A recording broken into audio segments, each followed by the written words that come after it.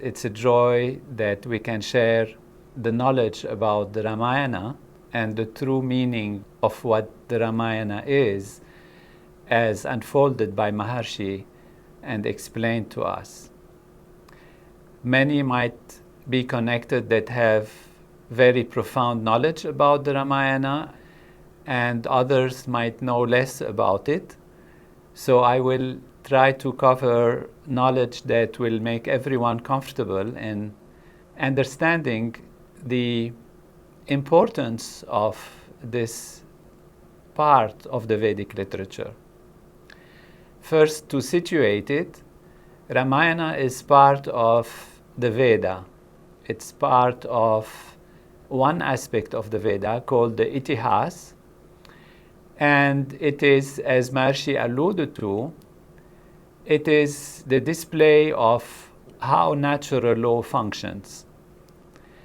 It's a story, and Maharshi also said, it's not about a story, it's not about somebody doing something, yet of course it is itself seen as a story because there is development, there are events that are happening, that have happened historically, or in what way they represent something that is historical, in other ways metaphorical, in other ways as a poem, in other ways as a philosophy. And this is the way this story has been looked at throughout the ages by many commentators and interpreters.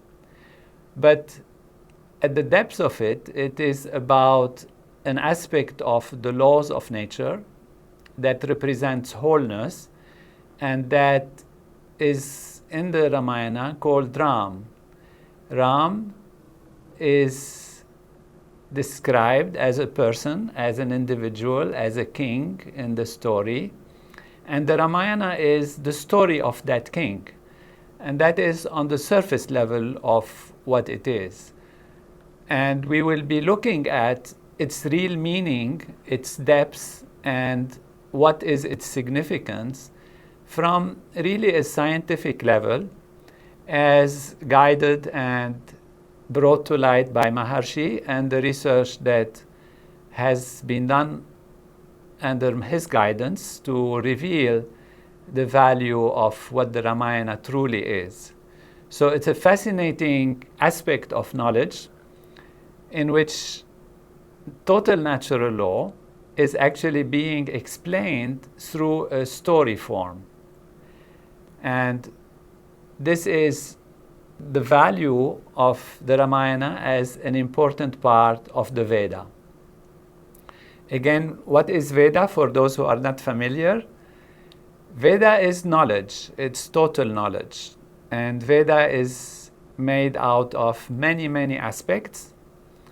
And it is revered, and particularly in the ancient Eastern tradition, and particularly in India, as representing some very profound knowledge from which actually many belief systems have emerged. Many refer to it in so many different ways. Again, some see it as a religious text, others see it as a philosophy, some see it as poetry or teaching of life, rules of conduct, health values, and many aspects.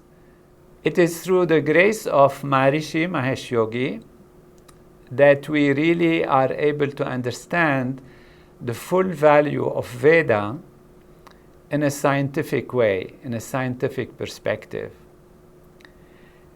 And that has very profound significance for life, not only in terms of theoretical knowledge and understanding, but also in terms of its practical application to create a better life and guide us towards higher achievement, fulfillment, and peace on earth.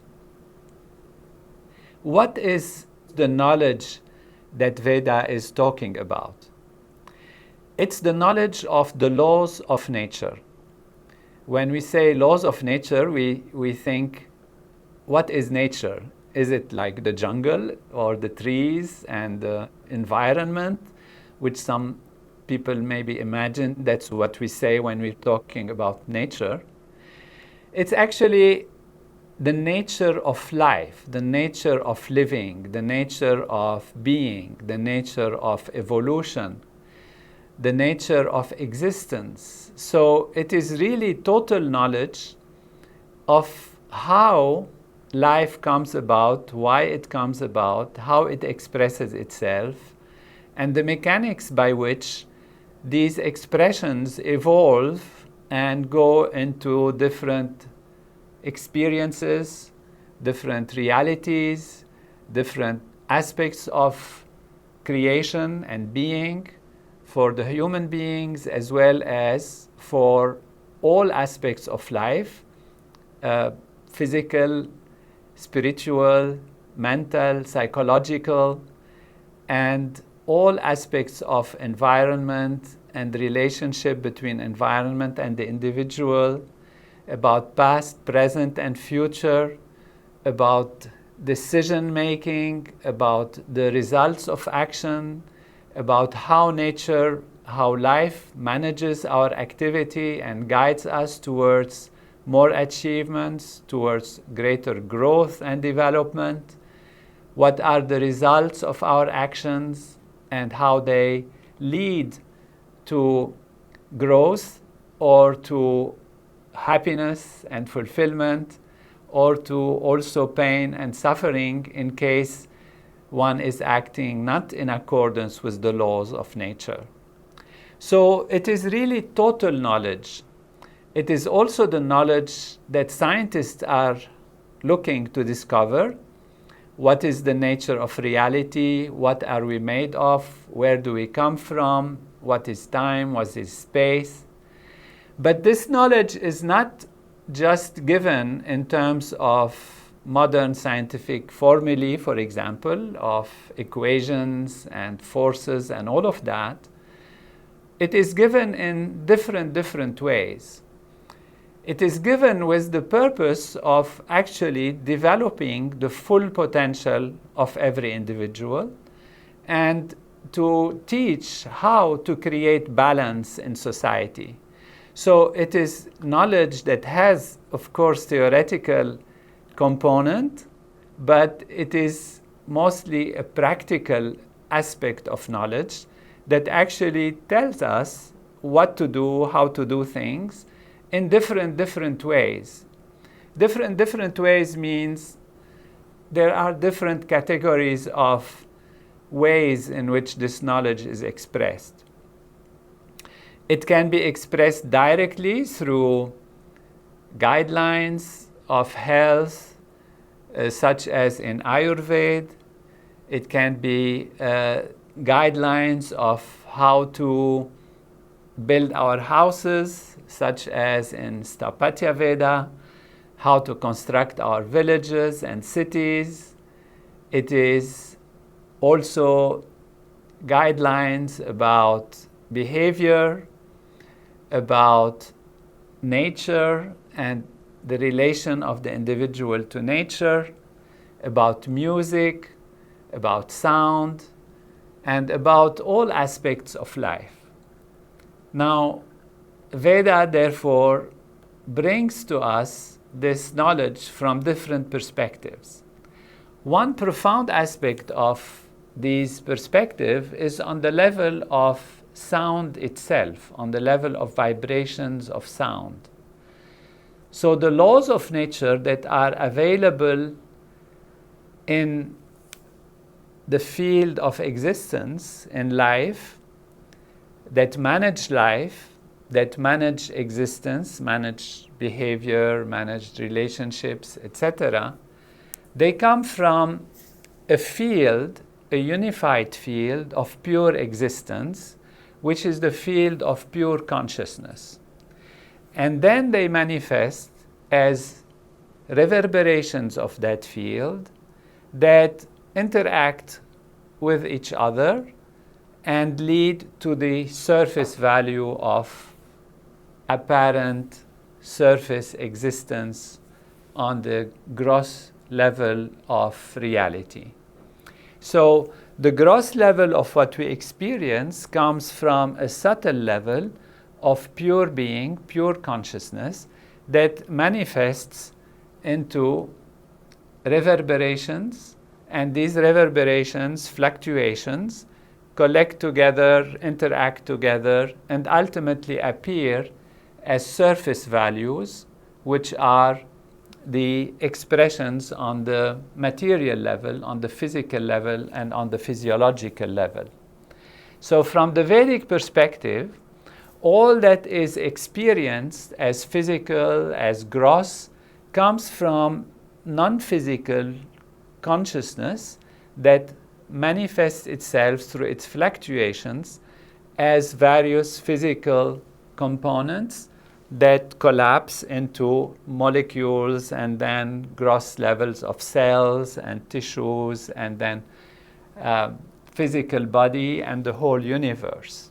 So that is a very important basic value of understanding what Veda is, because it's a platform from which we can really understand, based on Maharshi's teaching and on the research that was done, what true Veda is, what the full value of Veda is.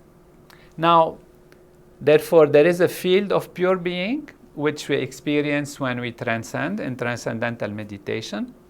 And from that experience of transcendent, which is beyond any reverberation, beyond any change, there is the dynamics of transformation that lead to manifestation. These dynamics are reverberations. When the mind is settled and clear and transcends and is established in pure being, in pure consciousness, if the physiology is refined enough, is clear enough, and the environment is clear enough, it is possible to perceive how this one silent field actually manifests as dynamic reverberations. And it manifests as dynamic reverberation in a very orderly way. There is an orderly structure that comes from this one field that allows this to happen. And what manages this order are what we call the laws of nature. So the laws of nature are themselves the dynamics of what becomes manifestation. Through full understanding of natural law, through full understanding of the reality of what manages the universe, is based on direct experience of those dynamics of natural law. There is, of course, an intellectual understanding that is an analytical understanding that can happen, that one can analyze, but the final actual total direct understanding and comprehension and ability to feel what natural law is and own natural law is to be able to directly experience it and experience its manifestation and the mechanics of its manifestation. So we say, of course, knowledge has different values. You can know things intellectually by analyzing them and dissecting them and seeing what is right, what is wrong, how does it work, how the forces of nature work and function. This is an intellectual understanding and an intellectual way of acquiring knowledge. There is, of course, another way of acquiring knowledge is through direct experience. Now, we do have direct experience through our senses. When we see objects, we see things, we feel things. So through the sense of hearing, we hear sound. Through the sense of sight, we see things. We say flowers are like this. We say music is like that. Through touch, we can touch things. And that is really direct experience, which is different than intellectual understanding. But this direct experience through the senses is limited to what the senses can actually experience. So the senses have a limited range of experience, and they allow us to have a direct knowledge of what is there. So knowledge is also coming to us through the sensory experience. And then we can analyze it and have an intellectual understanding, which can be even more profound than what the senses give us as experience. Because if you see the sun moving from the east to the west every day in the morning and then in the evening goes to the west, you can say, well, the sun moves in the sky from the east, goes all the way up in the sky and then down to the other side in the west. And then you assume that the sun is moving. But the intellectual understanding of how nature is working allows you to see that the earth is rotating around its axis, and that's what gives the impression of the sun moving in the sky. So that is a deeper understanding. There is even deeper understanding than that, and that is direct experience, but on the transcendental level, on the level that uses not just the surface value of the senses, but the total structure of the nervous system and its full ability to cognize things even deeper than on the surface level of the intellect. So we can say it's a deeper level of intellectual understanding where the intellect actually merges with the transcendent. So you transcend, you go beyond the surface level of trying to analyze things and trying to see things, and the intellect becomes so sharp that it can see things on the transcendental level, on the field of pure being, on the field of pure existence.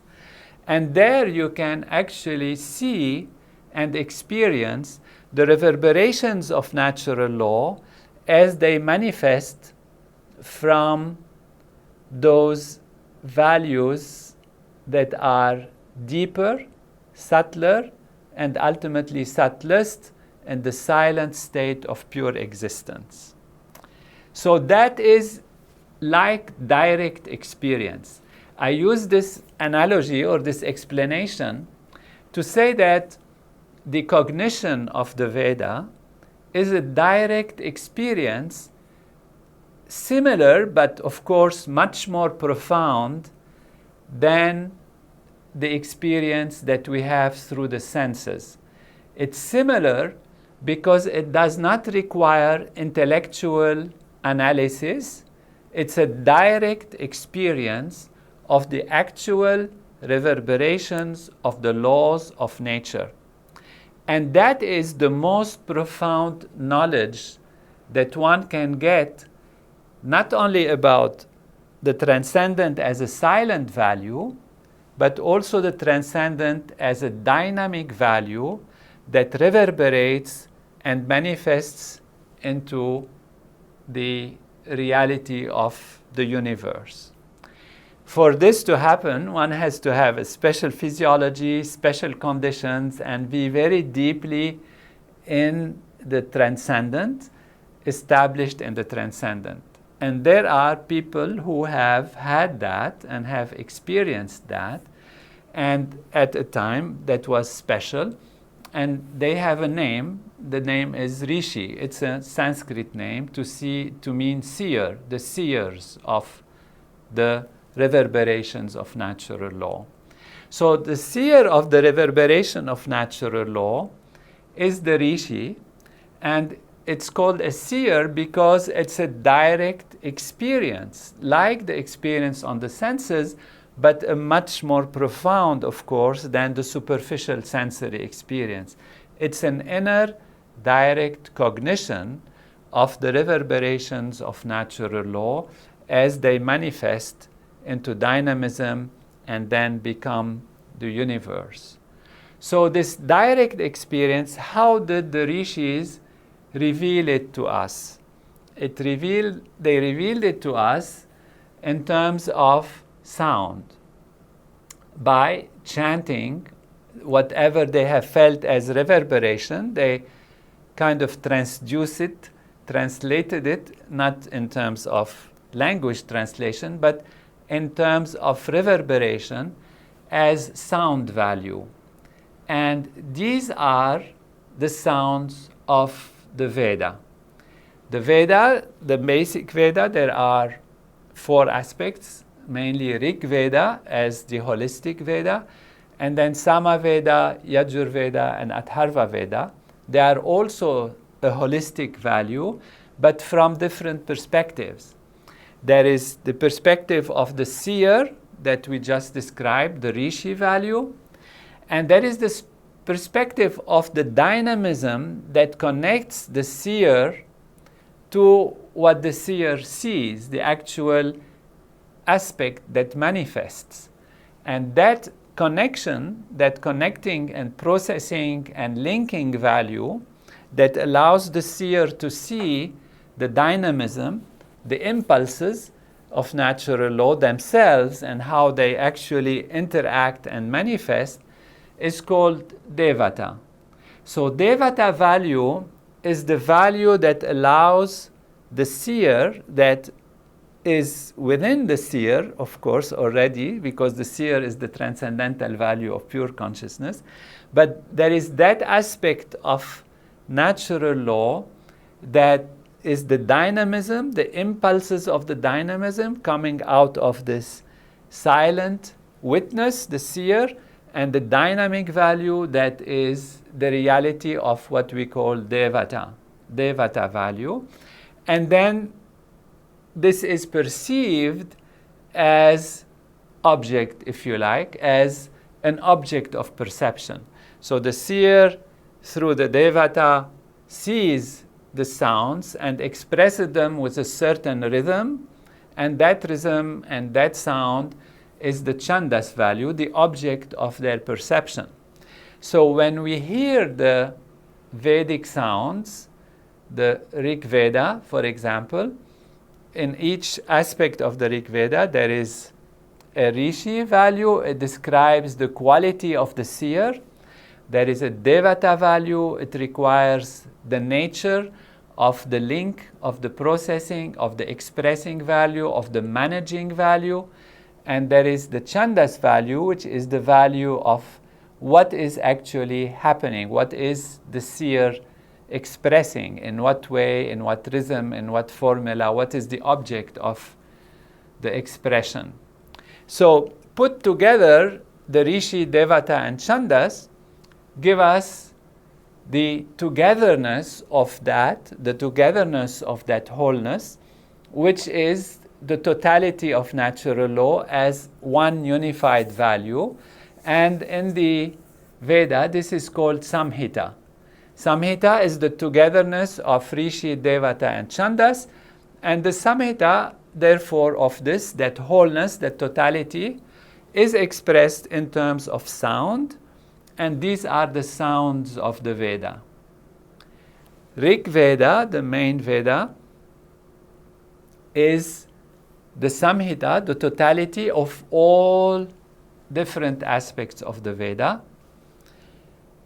Sama Veda is all aspects of the Veda with a Rishi flavor. Yajur Veda is another aspect of wholeness, totality, with a Devata predominance.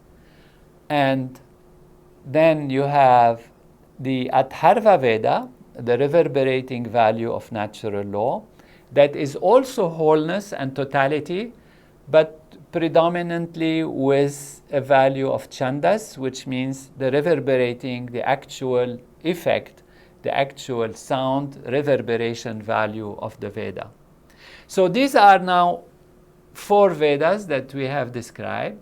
And how is this knowledge? Again, it is knowledge through direct experience of the rishis, experiencing with the instrumentality of the devata, the actual reality of how manifestation happens and how it becomes outer value from the inner silent value. So this is knowledge directly through sound. And to really know it well, one has to transcend. And being in the transcendent and hearing even those sounds, even if one does not oneself necessarily cognize those sounds, one is getting established in true knowledge of reality. One's human nervous system is dynamically structured and enhanced.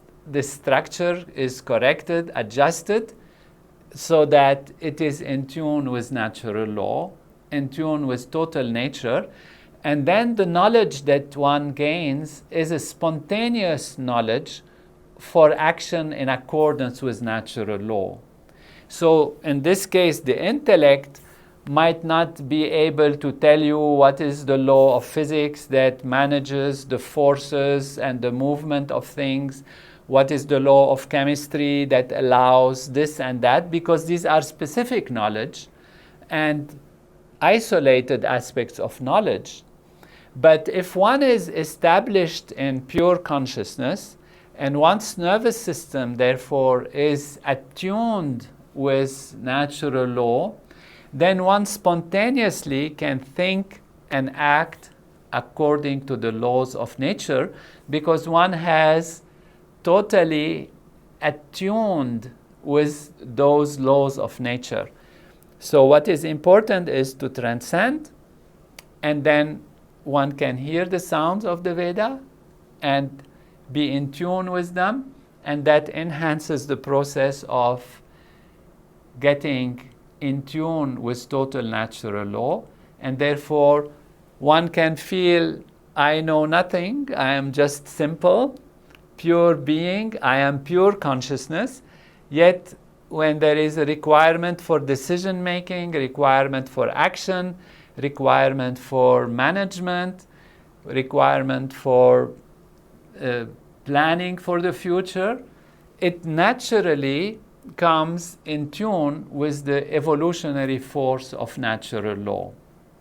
Now, this is possible to happen for us human beings because our physiology has been structured in the same way as these reverberations of natural law are structured. We have in our physical body, in our machinery of perception, of intellect, of feeling, of experience, in our physical nervous system and physiology, they are structured in accordance with the laws of nature, and all these laws of nature are present within us. That is why the Veda says, Vedoham, which means it says to everyone, you are the Veda, I am the Veda, Vedoham, Tattvamasi, thou art that. Sarvam Kalvidam Brahm, everything is totality, everything is wholeness. Aham Brahmasmi, I am wholeness, I am totality. These are there because we have in the build-up of our structure all the requirement, we have all the Veda available already within us. And that is what the research of Veda and human physiology has shown. Under Maharishi's guidance, I was blessed to work with him on that and reveal that actually the human physiology is aligned to the Veda, is actually built according to Veda. Our nervous system, our physiology is structured on the basis of a blueprint of an architectural design, which is the expressions of these sounds, these reverberations of the Veda. And it was Maharishi who discovered that reality, who actually formulated the structure of Veda and how it is. And his main, if you like, axiom or theorem was, if Veda is truly total natural law, then it has to have a perfect structure that unfolds in a perfect way. And he took Rig Veda, the first holistic Samhita, which means togetherness of all the Vedas, and looked at its structure, means how the syllables are, how the words are, how many silence and dynamism there are in it, when there are pauses, when there are movements, how many paragraphs, how many syllables. And he has shown how the Veda is actually perfectly orderly. And this was what led to his, what he called the Apaurushaya Bhashya, which means the uncreated commentary that is explaining how the Veda actually comments on itself, and we don't need to comment on it, and therefore has shown that the value of the Veda is in its sound, in its reverberation, in its dynamic that is available to us as sound. So there is no point to try to comment on it and say this means this, not even to translate it, because it's not at the level of the translation that its function is most profound, but at the level of the reverberation of its sound, and then to discover that this structure of the Veda is the same as the structure of our human physiology. So we talked about 4 Vedas, and it's important that we highlight this value, because when we come to the Ramayana, we want to understand how does it relate to the Veda? How is it part of the Veda? On the most profound abstract level, but very, very concrete results and effectiveness, the Veda is therefore on the level of pure sound, pure sound. But then as the Veda comments on itself, there are different aspects of the Veda. For example, if you say, but Ayurveda, what is Ayurveda? Ayurveda is a science of life and living, a science of longevity, a science of the span of life, how to eat, how to do this and that. What is Jyotish? It's the science of how to act in accordance with natural law, according with the rhythms of nature, the changes in different times and different days and different seasons, what happens and how to understand and plan accordingly, and what things we can do to use what sounds of the Veda in order to adjust things if they came out of balance. So these are actual specific ways that natural law is being presented that also have a structure, and their structure is significant, but they also have a teaching aspect through different directions, indications, and values that are being expressed. In the same way as in maybe modern science, we have different topics, the topic of psychology, of biology, the study of physics from this particular perspective of the forces, study of physics from the perspective of theoretical physics and quantum mechanics, and like that, material science, engineering, and all of this. Veda also has these specific values of teaching about how nature works, and again, it teaches through this actual structure of it, through the sound, but also through some specific values that can be also taught. So these different specialties of the Veda, they include, for example, how nature expresses itself,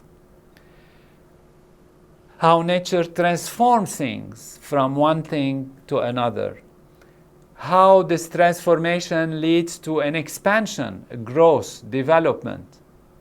But this growth taking us outwards, how is it maintaining its connectedness to the inner value, to the silent value, so that it doesn't get lost into all kind of possible chaos. So there is a self-referral value.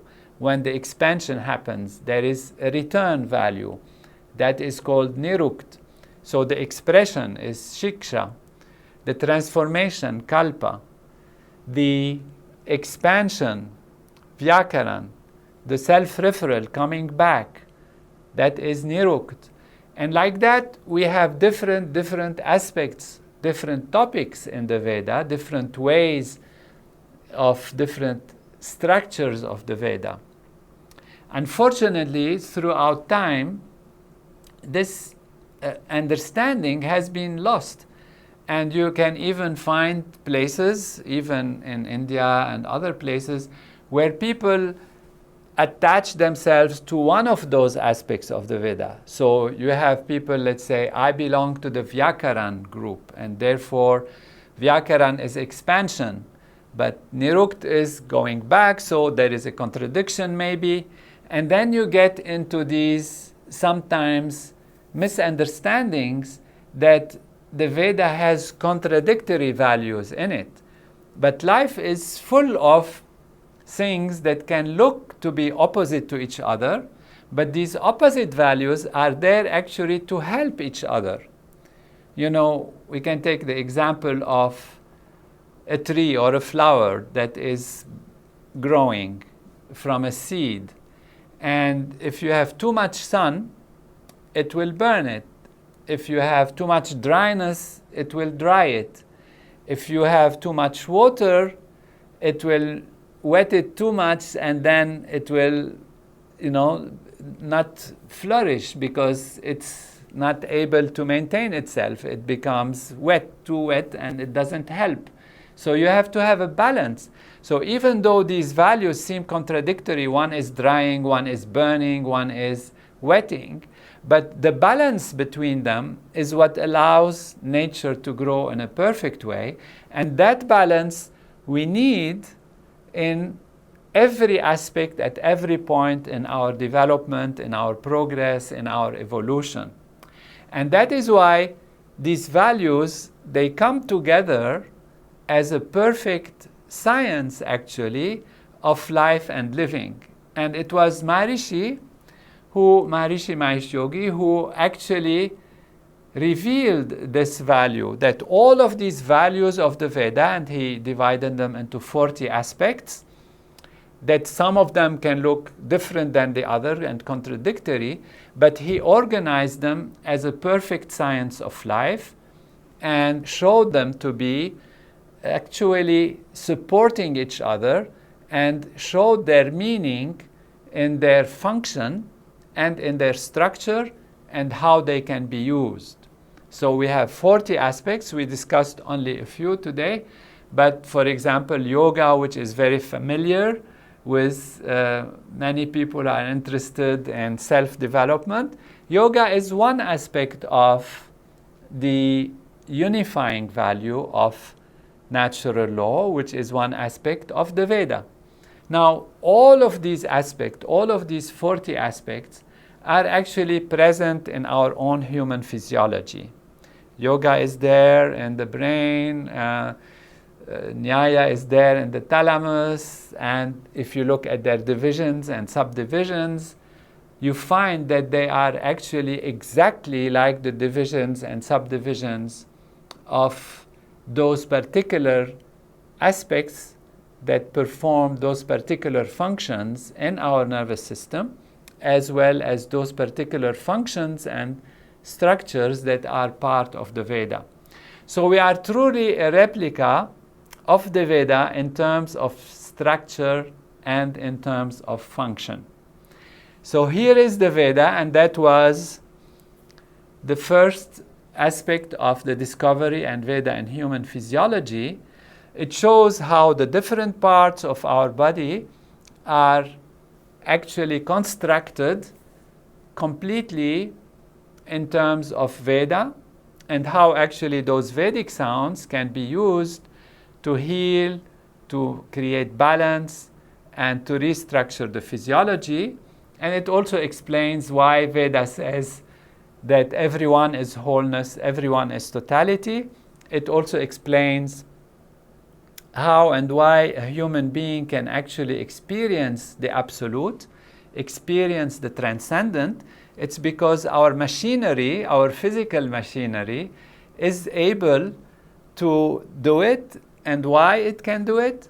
Because it is structured like that. It has all of these values in it. So when your nervous system is transcending and merges with the absolute pure being, it doesn't find a contradiction, because it is itself in its dynamic structure, physical dynamism of its structure, it is the same as the dynamism that is within the silent value of the absolute, and which we call Veda, which we call natural law, which Maharishi calls the constitution of the universe. Constitution of the universe means that which is the basis on which everything has been constructed, or everything is being conducted.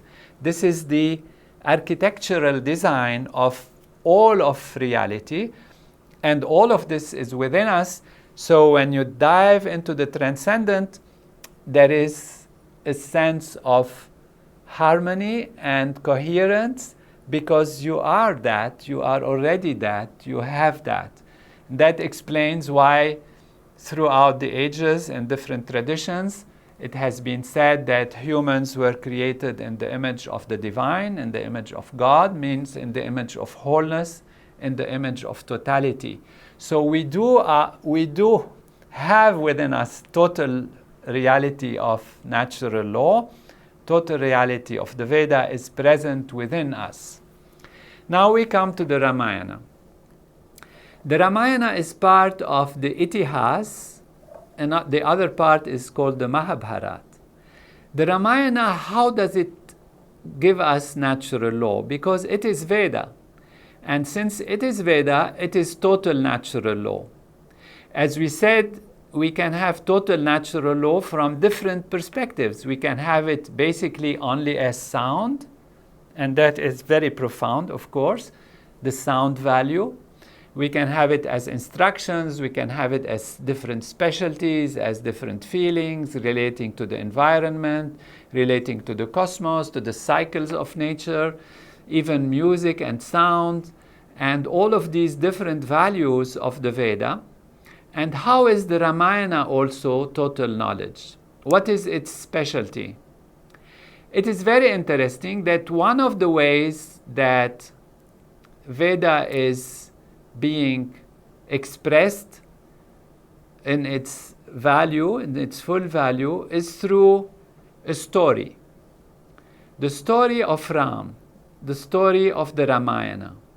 So natural law manifests itself and expands, and it reaches all kinds of infinite field of possibilities in its expressions, such as a human being, a society, and therefore in relationships, in management, in leadership, and support from nature, from the different cycles of nature.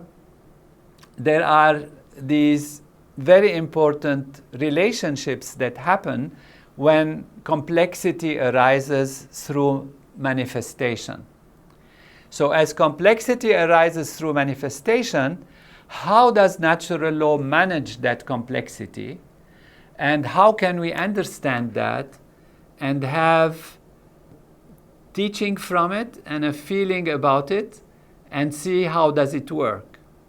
So the Ramayana gives us that knowledge in the form of a story. The story of Ram, and we'll go through the story a little bit, so those who don't know, they are reminded of the main aspects of the story. And then we can start looking at what does it mean that Ramayana is in our human physiology. Because since Ramayana is also Veda, And we are also Veda. Therefore, also Ramayana is in our physiology. But Ramayana is a story.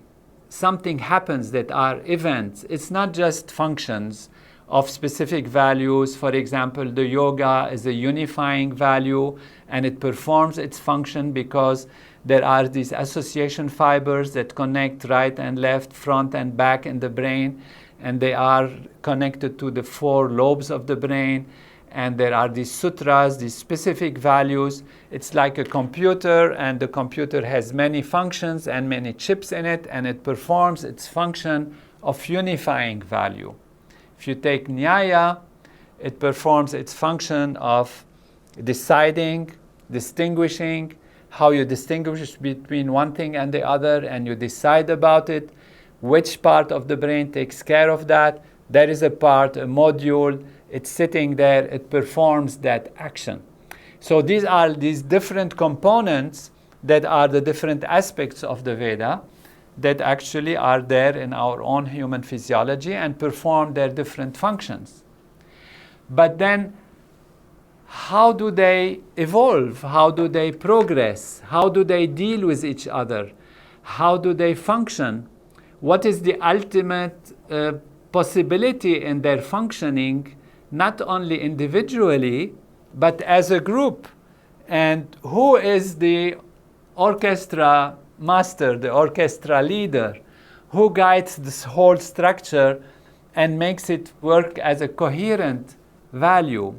Because you have different aspects. You have the heart that does something, the liver does something else, the brain is doing some sensory values, but also some motor values to move the body. You have values for breathing, for maintaining blood pressure, maintaining heart rate. These are different aspects that are inside our nervous system. And you can imagine what kind of chaos it would be if all of these values start working each on its own, independent from the other in a discoordinated way. It can be a catastrophe. And therefore, they have to be conducted and coordinated and work in a perfect way under a certain rhythm, a certain attunement, not only with one with another, but also with the environment, with the time of the day, with the season, and all of that. So there has to be a unifying value that connects all of these aspects. And this unifying value actually develops and grows. When we are born with certain abilities, but our nervous system grows and develops, and then as we develop and gain maturity, we continue to develop in our states of consciousness. We pass from waking, sleeping, dreaming. We learn transcendental meditation. We transcend. We experience the transcendent. And then as we progress, and we find that if there is any dysfunction or some impurities in the nervous system, which we call stress, then transcendental meditation helps us to remove this stress, and therefore we get more and more attuned with natural law, because now we can dive deeper, because our system is purified, and when it's purified, it means it goes back to its essential nature, which is Veda, which is the reverberation of Veda, and then it can really transcend, because when it can really transcend fully, it means its dynamism, which means its physical structure and the way everything is connected with everything else, is actually in tune with the dynamism of natural law. And that's why we can stay longer there, and we can stay much, much longer. And when we can stay longer all the time, then the transcendent never is lost, and that we come to a new state of consciousness, which we call cosmic consciousness. And then this develops our perception, our ability to see things more clearly and understand the laws of nature more deeply, because we are there, we are familiar with them, they are awakening within us. And when we understand the full laws of nature and how they function within us, now we can understand how they function outside of us also in nature, and that is when we have this full understanding and relationship, we call this glorified cosmic consciousness or God consciousness. And ultimately, when we realize that I am everything and everything is myself, that ultimately we have understood truly total knowledge, and that full, total, complete knowledge is Brahmi Chetana, which means unity consciousness, the understanding of the value of the oneness of life being everywhere the same. So there is a process of transformation, a process of growth, where at the beginning different parts might be acting, in ways they are learning their relationships and how they work. And then gradually they get coordinated, they get fully aligned, and then we have a fully enlightened human being. This process on the individual level of going from one situation to a full situation of total development and enlightenment is also part of the development of the reality of Veda within our physiological situation, within our physiological life, within our body and mind and feelings. And this is actually what the Ramayana is about. The Ramayana is about the story of the Veda, the story of the different aspects of our physiology and how they interrelate to each other and how they lead through steps of development to greater and greater coherence and greater unity, ultimately to the state of unity consciousness. That is the true meaning of the Ramayana. Now, let's go to the story of the Ramayana a little bit so that we know what we're going to be discussing. And first, we'll just talk a little bit about what the Ramayana is about, what is the story if you read it. And when you read it, you get like an epic. It's like a story of a king that goes here, goes there, does this, does that. And in it there are some amazing, fantastic kind of characters. Some of them really great, some of them divine, some of them less divine and more troublemakers. Some of them are appearing bizarre with different heads. Some of them are half monkey, half man. Some of them, they have realities where they turn into a stone and then they come back.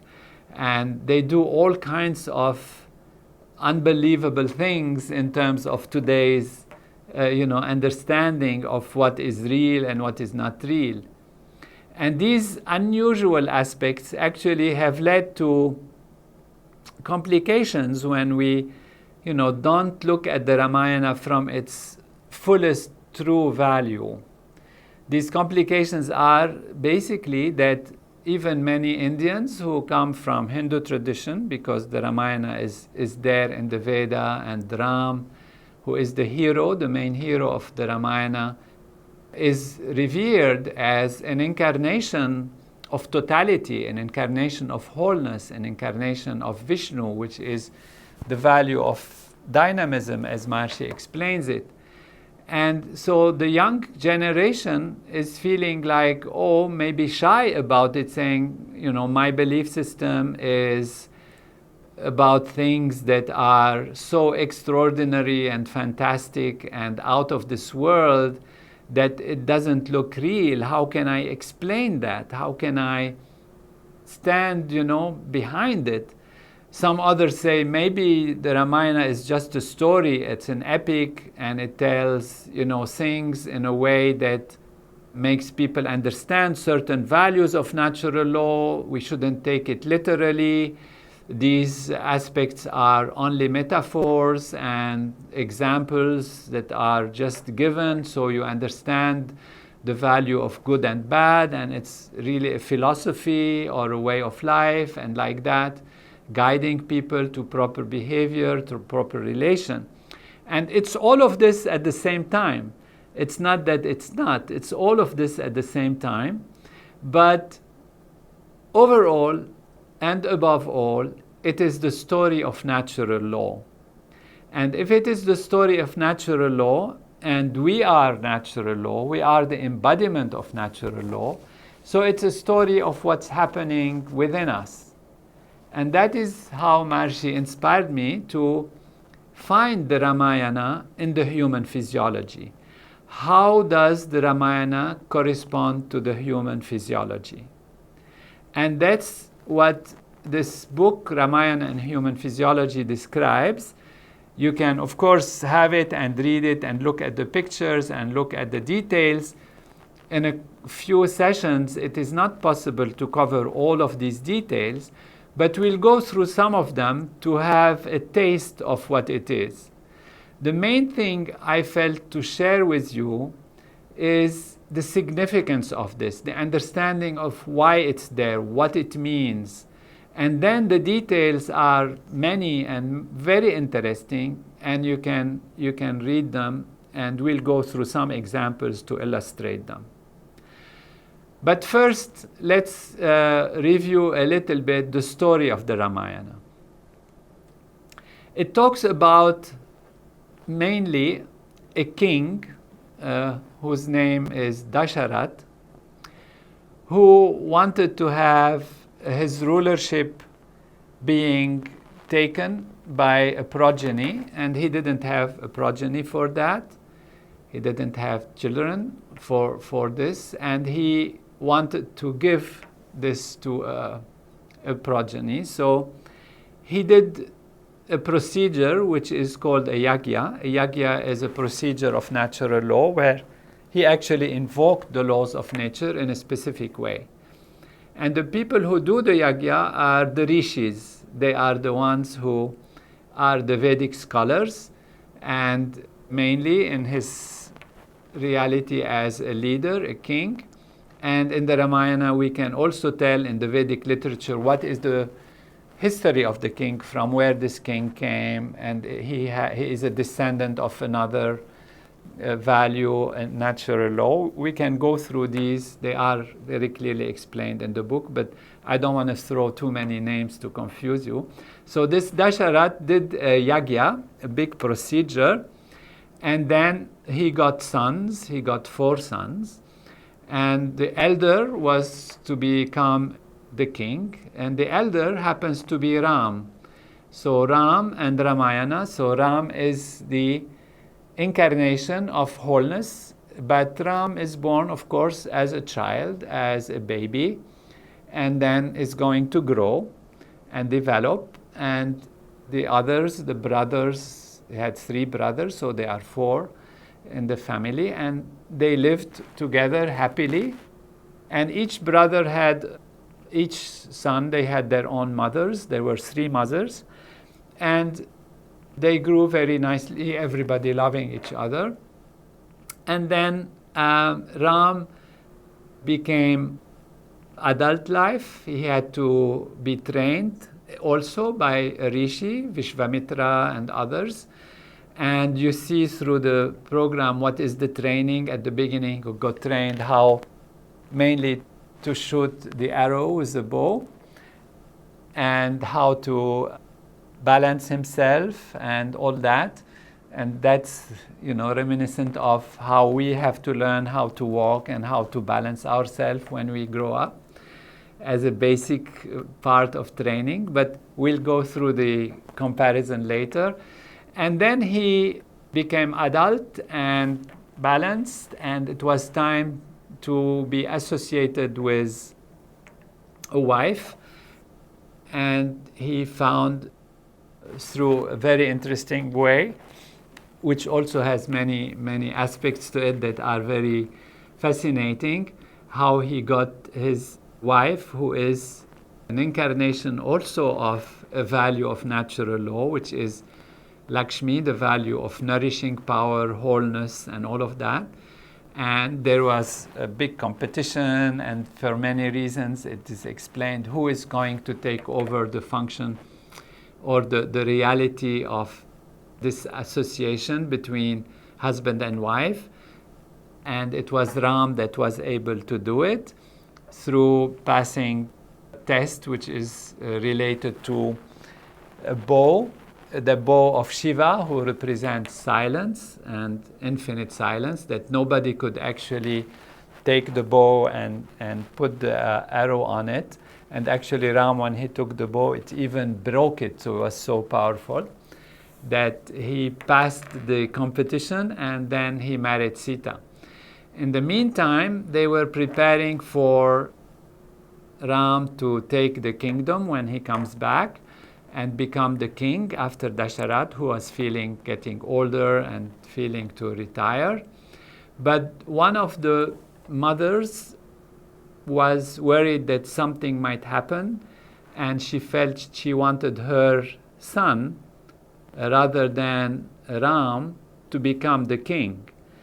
So she went to Dasharat and told him that he had promised her a boon, that whatever boon she wants, he will give her anytime, because she had been very faithful to him. This was the youngest of the mothers, and she had even saved his life in a battlefield.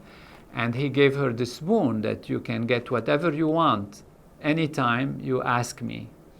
And she told him, you told me I can get whatever I want, so I want my son to be the king rather than Ram.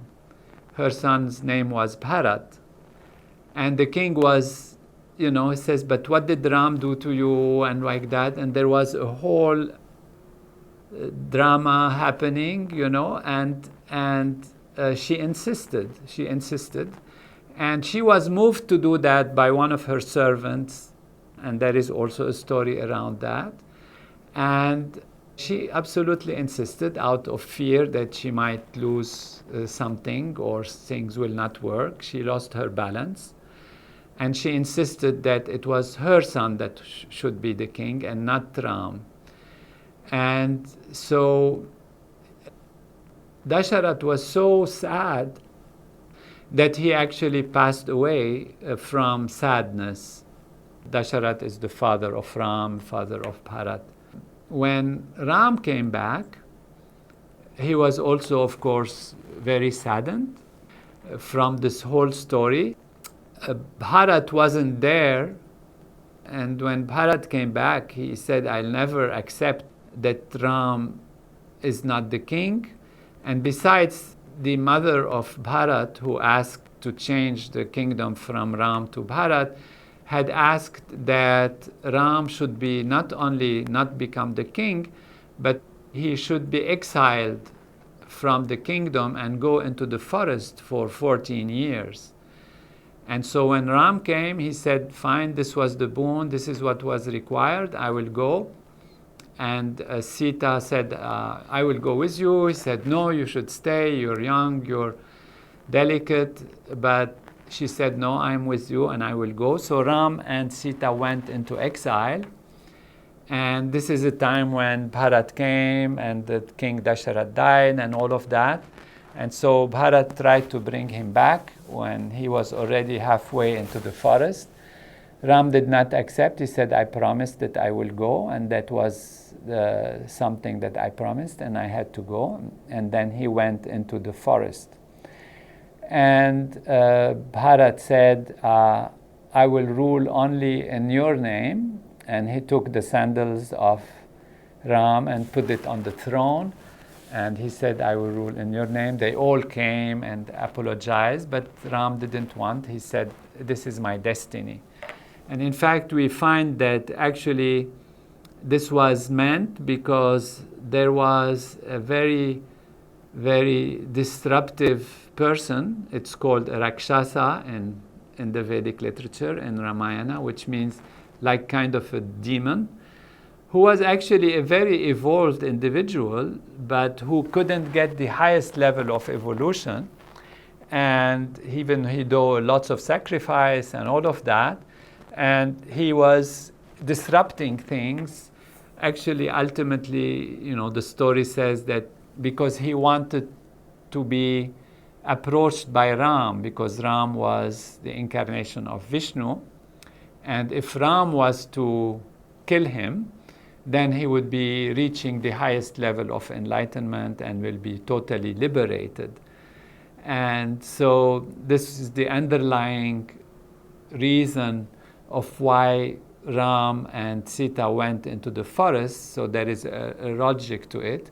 Besides, the times were disruptive, and the rishis who were performing the performances and doing their meditation and their yagyas were not allowed to do it properly, because there were always these disruptions by these rakshasas that were constantly bothering them. And so you see through the story and the time that Ram spent in the forest, how Ram adjusts things, puts things back into order, and does things that are needed to be done. So as if the disruption, if things aren't going perfectly, then the attention of Ram being there was resolving things and allowing things to come back to order and come back to order. And then at one point in this story, Ravana, who is that Rakshasa that we talked about, realized that Sita was there, and he found her so unbelievable that he wanted to take her, and so he actually, through a certain treachery, abducted her and took her to his kingdom. And Ram came back. It's also a very interesting story how and why he, how it happened, because Ram had gone to search something that Sita wanted, and he told his brother who was with him, Lakshman, to protect her, but then they played a trick on them. Ravana dissimulated himself as a priest, as a rishi, and he convinced Lakshman to go help Ram, because Ram was going to be in difficulty, and then asked Sita to follow him or give him something to drink or eat, and she got out of her place where she was being protected, and he then took her away and ran away with her, and then put her in his kingdom, which is very powerful kingdom, and he passed to that kingdom where nobody can easily access. And when Ram came, he was furious about it, and you see this very unexpected anguish from somebody who is such an incarnation of wholeness, but it's there, and we have to explain why it is.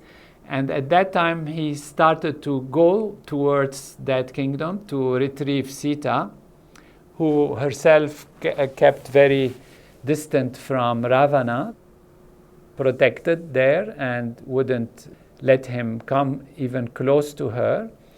And Ram then found, there is very interesting story how he found a very powerful figure in the Ramayana who is called Hanuman. Hanuman is half man, half monkey, has a tail and this, but is supernatural power, and has many monkeys, that are like that. They call them monkeys. They are the Vanaras. It's a translation, but they're considered a supernatural beings that have supernatural powers. Like Hanuman could fly, could make himself small, could travel through distances, become huge. He can create fire, and with his tail he can burn the whole city. So some extraordinary things and extraordinary powers. And they had a kingdom, and they had two kings, the Vanaras, the monkey, the supernatural power monkey, and they had two kings, and their two kings have also a very interesting story, how they are, where they come from, how they react with each other, and then how they had a conflict, and how Ram solved their conflict. I'm saying this because this particular part is something I like to comment on, because it gives a real contrast of the story and its unbelievable content and meaning because things change. They go into a cave, and then there is a demon there, and one of the kings killed the demon. The demon's blood is like milk, but then it gets transformed into blood. And then his brother runs away. He thinks that it was his brother who was killed, and then he goes back. Then the brothers have a fight, and Ram has to resolve all of these things. And so I'm saying this to say that when you read the story, it looks like out of this world. It's like, what is it talking about, And you wonder, what is the teaching in that? What is the reality of that? And some people say maybe they were extraterrestrial people who came on Earth. Some other people say it's just fantasy. And some people say, oh, I don't want to deal with that. And others say only it's a metaphor, like it's kind of epic. Don't look at the details, look at the general thing. But actually, what is very interesting, that all of these unbelievable things are actually really aspects that are present in a very profound way in our human physiology, physically, in their structure and in their function. And that's the beauty of the value of what Maharishi explains, that this is actually natural law in its different values and different forms, acting and interacting and showing its functions in different ways and manifesting in different ways. And that's what the Ramayana is really about, and that's what our physiology is. And the correspondence is absolutely amazing, one-to-one correspondence between all of these events, including what happens, why the king, why there is milk in the cave, why there is a cave, where this man came from, why there is a river, what is the meaning of these different ladies that are nourishing, that are helping, these different values that are there, what is Sita, what is Ram, and why this happened, why Sita was abducted, and then how Ram, with the help of the monkeys, and created a bridge with an engineer called Neil, and how this bridge helped them to go there, and what happened, and how now Ram took over that aspect, that kingdom of Ravana, the demon, and brought Sita back. And when he brought her back, there are events also that happen and that lead to ultimately a life in a city where Ram was born. It's called Ayodhya, where actually a heavenly life was lived in a perfect way. And that really is the ultimate aspect, where everything became absolutely perfect, and that's what is called Ram Raj. Ram Raj means the reign of Ram. So when Ram came back and he reigned on the whole territory, everything was perfect, and it's described how the rain came on time, how everybody had fullness, how there was peace and wholeness, and heavenly life was lived in this Ram Raj situation. So that's the story of the Ramayana. It comes to the completion of this first session. In the second session, we will take these aspects and try to make sense out of them, actually to see how they actually correspond to natural laws functioning in our own human physiology and its development.